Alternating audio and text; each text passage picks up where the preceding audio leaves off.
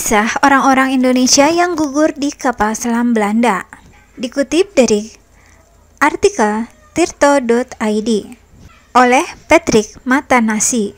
Dua kapal selam milik Angkatan Laut Kerajaan Belanda, yakni HRMS O-16 dan HRMS K-17 tenggelam di sekitar Semenanjung Malaya pada Perang Dunia Kedua.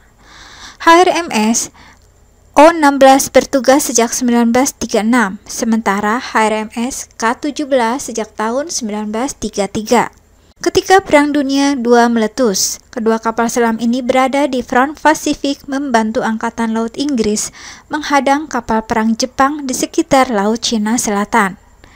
Menurut Alistair Marsh dalam British Submarine at War 1939 hingga tahun 1945, keduanya sejak 1 Desember 1941 berada di bawah komando Laksamana Jeffrey Layton. HRMS O-16 yang kapten kapalnya Letnan Laut A.J. Bushmaker berkeliaran di sekitar Laut Cina Selatan setelah Pearl Harbor dihajar armada tempur udara Jepang. Nahas dalam perjalanan ke Singapura tanggal 15 Desember 1941 sebagaimana dicatat Krause dalam Netherlands Zeematch in Oorlog. HRMS O-16 meledak pada pukul 2:30 dini hari setelah menabrak ranjau laut yang ditanam Inggris. Seluruh awaknya yang berjumlah 36 orang dinyatakan gugur.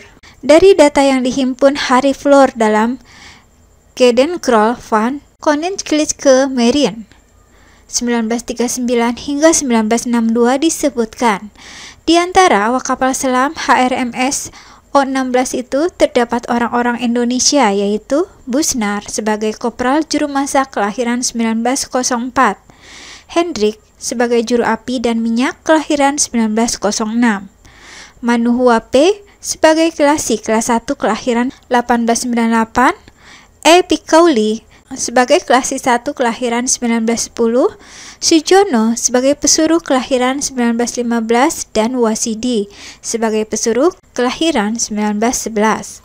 Sehari setelah HRMS O-16 tenggelam, kapal selam K-11 dan K-17 milik Belanda diperintahkan menjaga jalur masuk Sungai Kuantan dan Pahang di pantai timur Malaka. Namun setelah 3 hari bertugas, kapal-kapal itu ditarik lagi ke Singapura.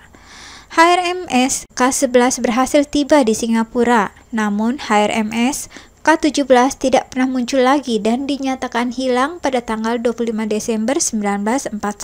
Seperti HRMS O-16, HRMS K-17 juga terdapat orang-orang Indonesia, yaitu Ala sebagai juru api dan minyak kelahiran 1905, Dalugu sebagai klasik kelahiran 1897, Mambo sebagai kopral teknisi kelahiran 1910, Sairin sebagai kopral juru masak kelahiran 1912, Saldi sebagai juru api dan minyak kelahiran 1907, Slamet sebagai klasik kelahiran 1907, Sukarta sebagai pesuruh kelahiran 1920, dan Suito Adi sebagai kopral teknisi kelahiran 1904.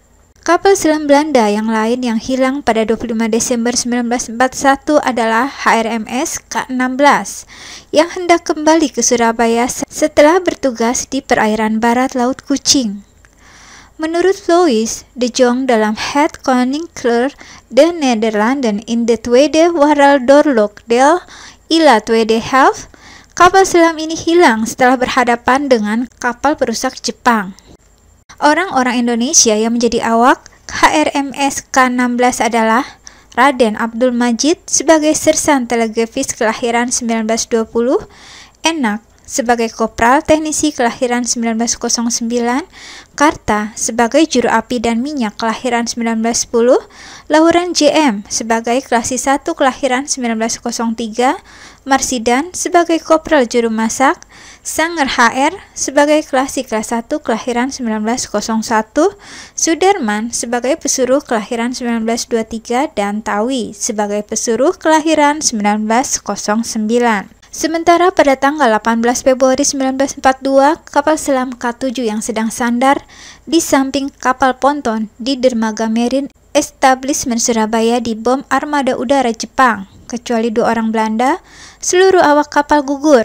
Mereka antara lain Mas Sumantri sebagai Sersan Mayor Masinis kelahiran 1901, Tatuil CH sebagai Sersan Masinis kelahiran 1908, Saidin sebagai Klasi kelas 1 kelahiran 1909, Raden Sastra Wijaya R sebagai Kopral Teknisi kelahiran 1907, dan Kasman sebagai Juru Api dan Minyak kelahiran 1898. Awak kapal selam berdarah Indonesia lain yang terbunuh semasa Perang Dunia II adalah Lindbat, seorang juru api kelahiran 1923.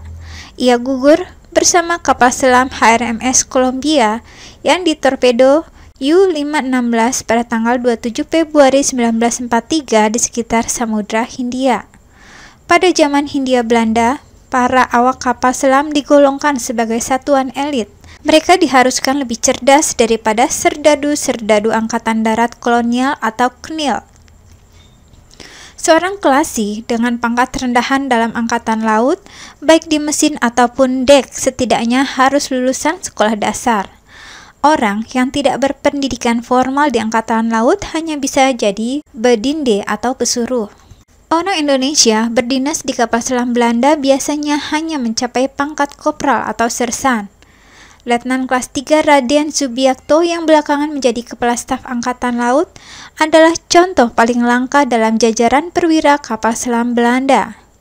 Menurut Syarif Thoyyid dan kawan-kawan, dalam buku Laksamana R. Subiakto, Perintis Modernisasi Angkatan Laut, Subiakto pernah menjadi awak kapal selam K-15 antara Juni 1943 hingga September 1945. Ketika Institut Angkatan Laut Belanda dibuka di Surabaya, hanya sedikit pemuda Indonesia yang berhasil masuk, dan di antara yang sedikit itu, sebagian hanya ditempatkan di bagian administrasi. Raden Haji Wibowo yang pernah jadi bos Unilever Indonesia adalah perwira administrasi yang pernah ditempatkan di markas pasukan selam di Surabaya. Dia tidak pernah ikut bertempur dalam kapal selam seperti Subiakto. Dieter Bartels dalam buku Di Bawah Naungan Gunung Nunusaku Jilid 2 mengisahkan personel Angkatan Laut lebih pandai berbahasa Belanda dibandingkan serdadu KNIL karena tuntutan pekerjaan. Di kalangan orang-orang Maluku, personel Angkatan Laut asal Maluku kerap dicap ke-Belanda-Belandaan oleh orang Maluku yang jadi KNIL. Sebaiknya yang jadi personel KNIL dicap sebagai orang-orang terbelakang. Maklum, hingga tahun 1940, serdadu KNIL yang tidak pernah sekolah masih sangat banyak.